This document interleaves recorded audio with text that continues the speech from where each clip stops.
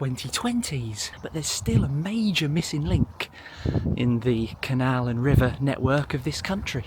If you're in Bedford on a canal boat and you want to travel to Milton Keynes, or vice versa, then currently you'll have to go all the way around here to get there. Well, you join me here today in Wolverton on the edge of Milton Keynes, and this is the 200-year-old cast iron Cosgrove Aqueduct, built in 1811 and carries the Grand Union Canal over the River Great Ouse. This part originally the Grand Junction Canal, which passes through the city. Now, this canal existed long before Milton Keynes as we know it today, but Milton Keynes did exist back then, but only as a small farming village in Buckinghamshire. This village then began to be swallowed up by developments in the decades following the Second World War. Gradually, it'll be coloured in by acres of spanking new houses and freshly tarmacked streets. And well, this is the result. In fact, a handful of neighbouring villages were also swallowed up eventually. Many elements of the original Milton Keynes village still exist, including the 14th century All Saints Church and the Swan Inn. I wonder what old Alfred Bird would have made of Milton Keynes now. Would he be mortified at the expansion, or would he be impressed and mind blown? We'll never know for sure. Cheers to Alfred. Discussions for a new waterway linking the Grand Union Canal with Bedford and then further on to East Anglia have been going on for a whopping 200 plus years. The first discussions taking place in 1811. And here we are all these years later, and the construction is still yet to begin. Because plans were virtually abandoned when the railways were invented a few decades later in the 1800s. The Varsity line, which was completed in the 1840s, was an economically more viable route to take. If you woke up here, you wouldn't quite believe that you were surrounded by the city of Milton Keynes, would you? Well, if you weren't local.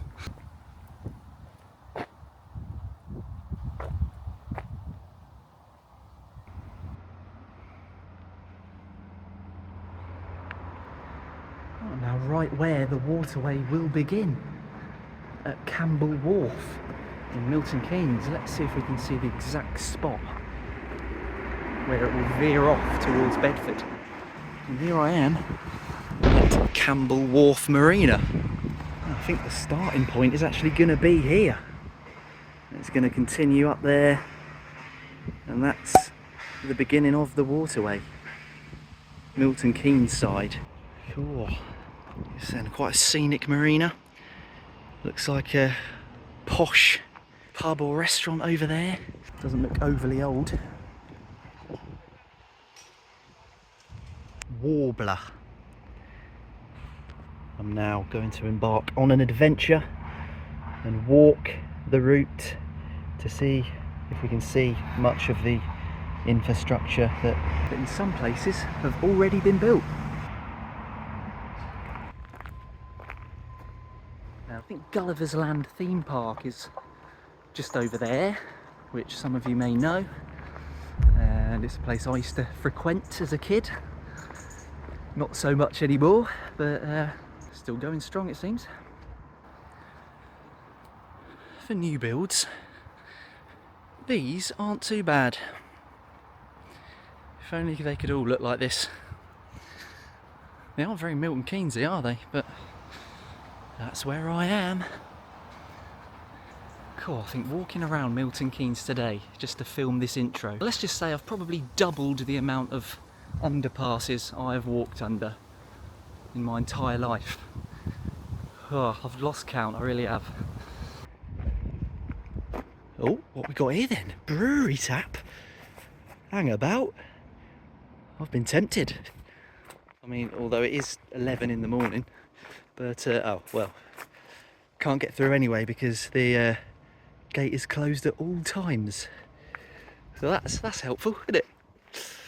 Yeah, that looks good though. Open late on a Thursday, Friday and Saturday. Unfortunately, it is Tuesday, so I'm not in luck. Let's move on.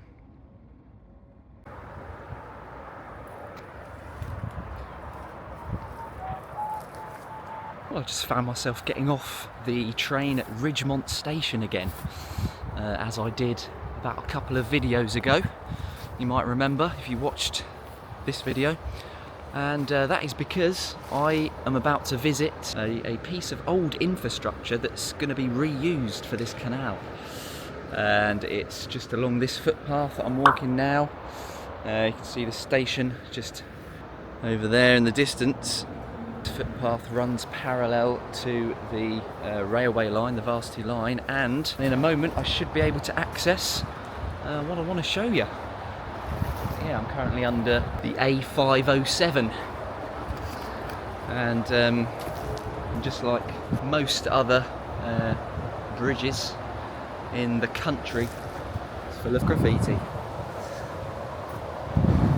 Well, something about the blackberries this year, but they are bloody delicious. I'm telling you, they are juicy as I've ever had them. I don't know if there's something in the water this year. It feels like they've actually been earlier the last few years. Oh God. Look at that one, for example. Unbelievable. Now, does anyone know what exactly this is? I think it's a piece of railway history, but what exactly is it? I'm on this footpath and I've discovered it about here. So what would that be for then? Did you think it used to have a sign on it saying, you know, advertising something for the railway, which is just the other side of these bushes? And also I've just inevitably found, as it's a brick dust video, a milk bottle.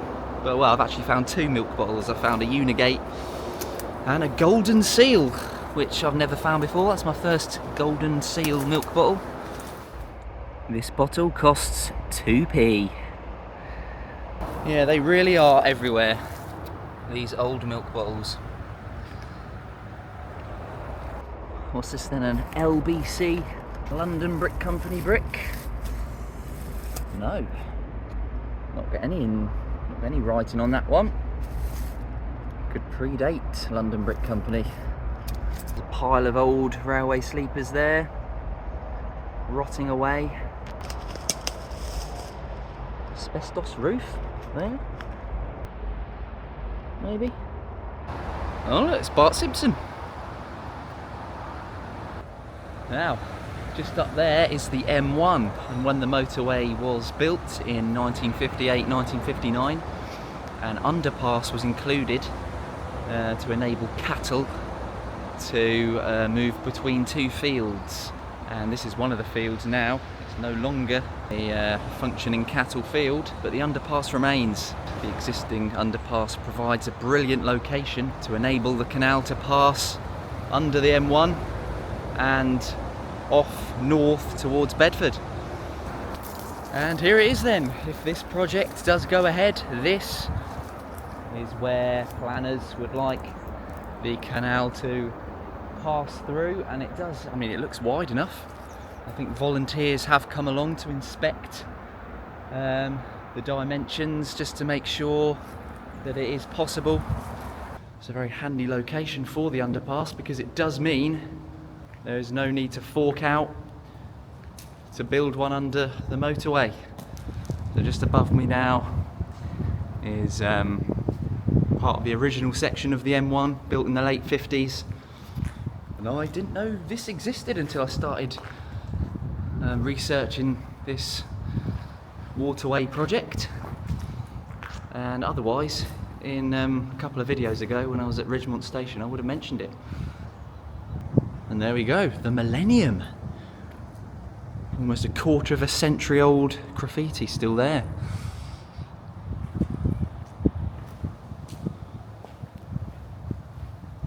Looks like there's been a fly tipping incident here. Come on then, does this have a date on it? Old Foster's can. Well, not that old, but let's see. Oh, it does. What are we talking? 2006 that was dumped here. Next, I'm going to be going to have a look at a place where it's going to go through near Marston. And it might be a place familiar to you. I'll get to that in a minute. Yeah, 50s concrete construction. Not quite as impressive as the Victorians used to do with brick. But, you know, cheaper still does the job, doesn't it? Alright, again, we've got some lanky stinging nettles still in August. And they still pack a punch, let me tell you. Alright, here we go then. If I'm still making videos, or if I'm still around when it's finished, hopefully I'll be coming through here on a narrow boat, making a video about it. One day. Could head off down there, but, well, you know what, I think I'm just going to come back in the way I came. It will then run adjacent with the railway and Amazon warehouse just over there, and passing fairly close to Brogborough Ruins, which I talked about in a separate video about 2 videos ago. So if you're interested in abandoned 17th century mansions, then go and check that one out if you want. Somewhere down here is where the Waterway will enter the forest of Marston Vale into Marston Valley, and it will skirt around Lidlington Lake, or Brogborough Lake, whichever you want to call it, before heading towards Stewartby, and then it will skirt around Stewartby Lake. But it's a great vantage point up here. You can see a lot of central Bedfordshire, and you know, just over here behind me is where a former castle, medieval Ridgemont Castle, is thought to have stood up here, and you can see why. A great strategic piece of land up here.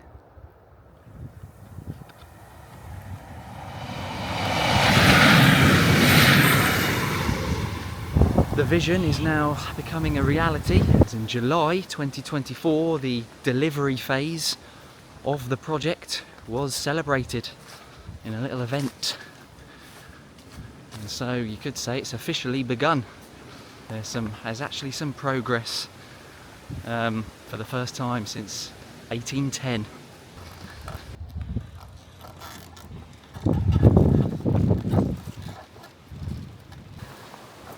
Now, this is somewhere I did not expect to be back so soon. This is the Ghost Road, which I visited in my last video, the first one. And that was before I'd done any proper research on this new waterway. But since then, I've discovered that the route of the new Milton Keynes to Bedford waterway takes it very close to this Ghost Road just outside of Marston Moortane. In fact, it pretty much follows the route of the old tramway I was talking about, which passed through just adjacent to the road. Now, I've accidentally just found this, but I'm guessing that this structure here used to be where the tramway used to pass over a brook. And here we are, didn't even know this bit of it still existed. Look at this history. This tramway used to supply the brickworks with the clay, and I didn't even know it was still here. I could have included this in my last video. If you just crawl under here. Yeah, it must have taken the line under this brook, but it's all dried up at the moment, but yeah, and then it would have carried on down here. Stumbled upon this by chance. I didn't even know it existed still.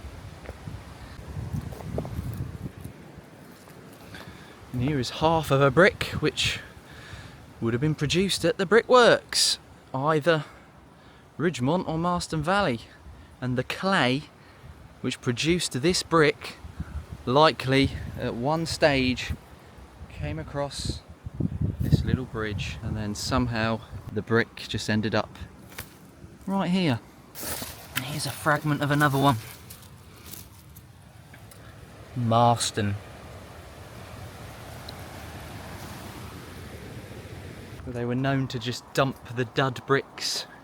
If you go to Stewartby Lake or any of the lakes that are in the vicinity of Bedfordshire, you'll just see piles of them on the side of the banks, dumped, ones that could not be sold. Further along in Marston Mortain, the route will follow a brook, which, if you look at the old Ordnance Survey maps from about 100 years ago, you can see it running down here. And at some point in the 1920s, I believe, it would have been rerouted as they started excavating Stewartby Lake back when it was a clay pit. And that is where the canal is likely to follow. And here I am, here's a bit of information. The same information board that I saw when I began my journey down here near at Campbell Wharf Marina. And I'm now here. I've got a sculpture to mark the location. Yeah, if we just come along here, this is the existing brook, which will turn into, at some point in the future hopefully, the Waterway. But yeah, this is it. Come from up there and through here towards Stewartby Lake. Quite a new housing development over here that's popped up within the last 10 years. The planned route does seem to use quite a lot of existing streams and brooks that have existed for centuries and create a nice navigatable route. But yeah, I'm now approaching Stewartby Lake, which is part of the Forest of Marston Vale. Sort of a new nature scheme that was devised around the millennium.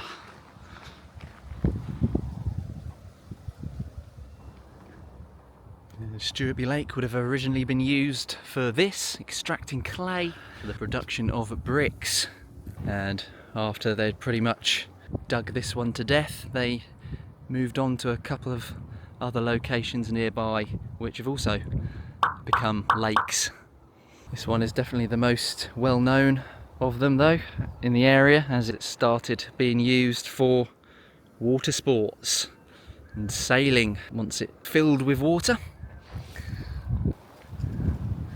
Wouldn't surprise me if once the waterway is built that Stewartby Lake becomes quite a busy marina for people to moor up, and if they wanted to they could head down to Universal Studios theme park for the day and then get back on their boat and carry on.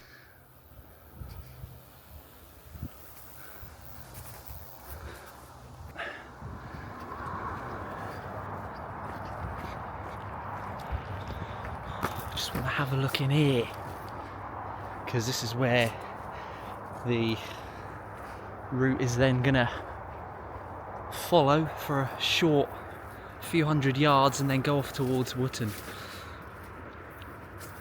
This is a pretty much abandoned field that I'm in now. It's been abandoned for years, but if we just look over here, you're able to see a piece of the rerouted brook.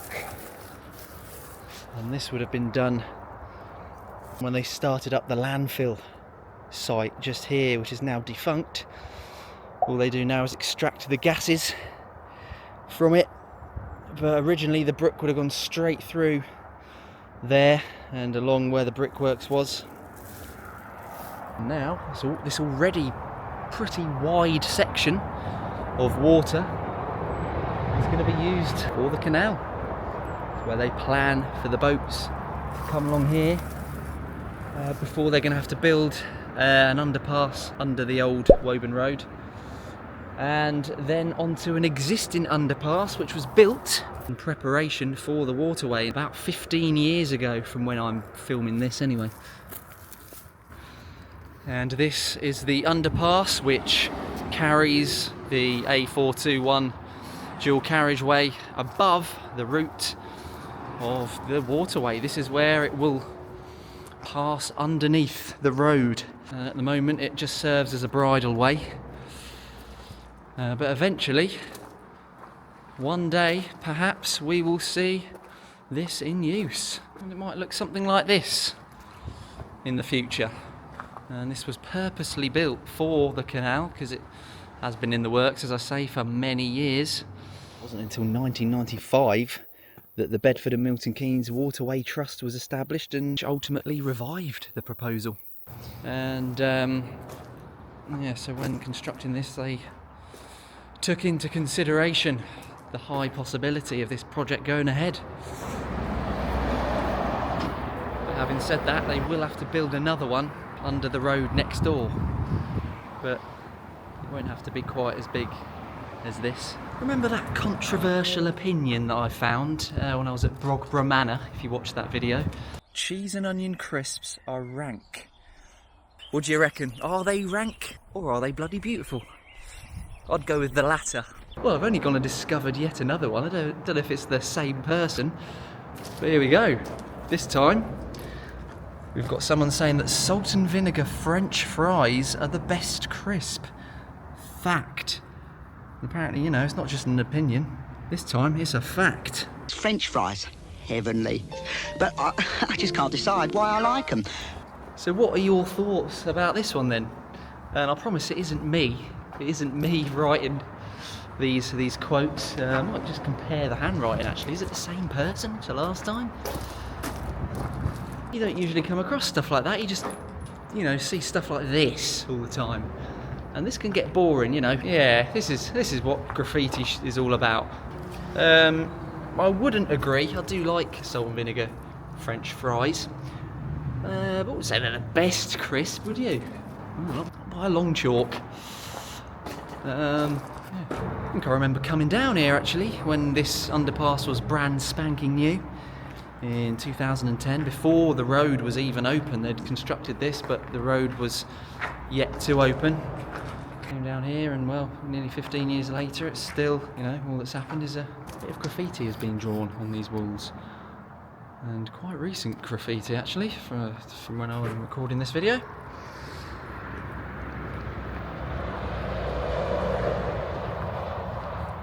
We'll then come along here and pass through what is now known as Bury Wood. Oh, so horses do come down here then.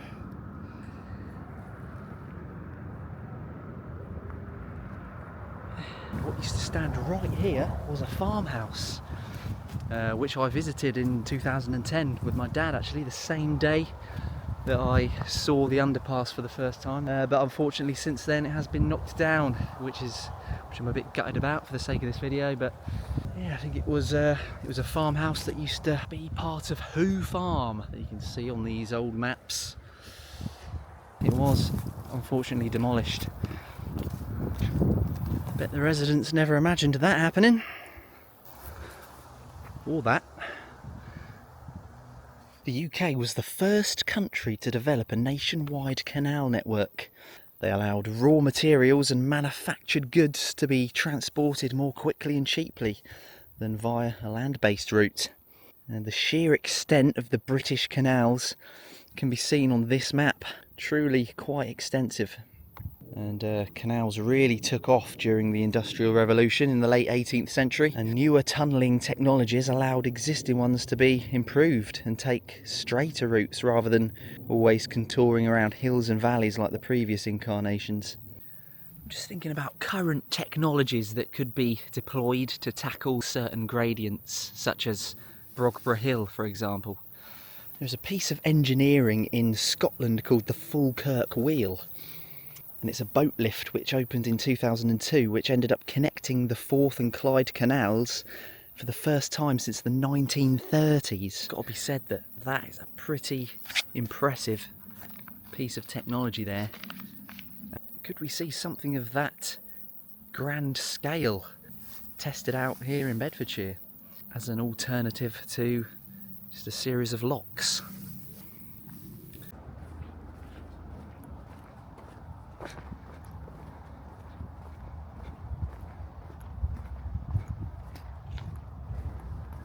Slight incline here appears to be there to allow it to pass underneath. And yeah, I think I can see where. Yep, it is. There we go, that's where it's going to be. And then they will dig under this fairly new road built for the industrial estate, or to be precise, Bedford Commercial Park.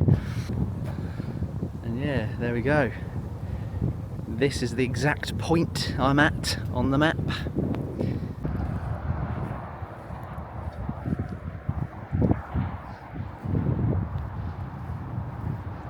God, this area has changed so much. I'll try and find an early street view capture from up on that Fields Road bridge. And you can see that back then, where I'm walking now, is quite a nice playing field, was just a crop field. And none of those houses over there were built yet. I'm just walking beside the route still as it bends round up towards Kempston and where it's going to meet the River Great Ouse. I just thought I'd compare a couple of the artist impression images with actual real life shots. And I think I pretty much nailed this first one looking north. Yeah, there we go. Hey.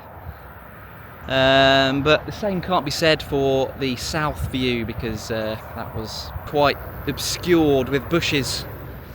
Obviously the odds of that exact scene materialising are extremely unlikely. Looks like a flipping nice day though.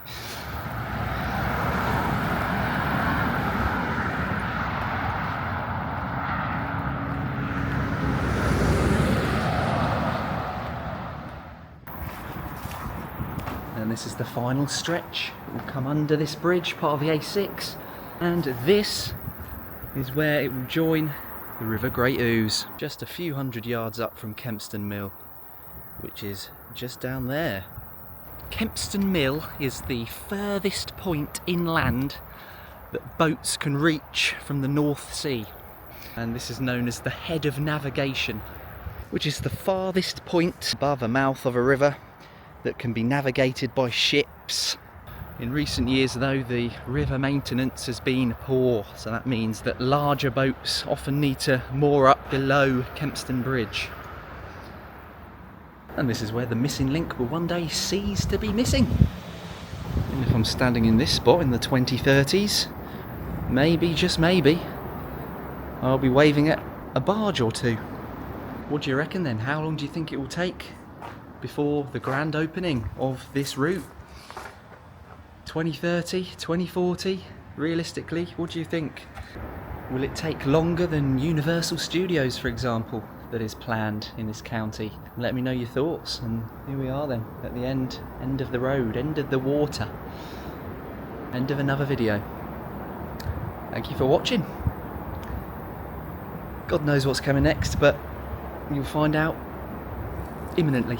Find out in a few weeks, hopefully. See you then. I wonder what year this will be unearthed.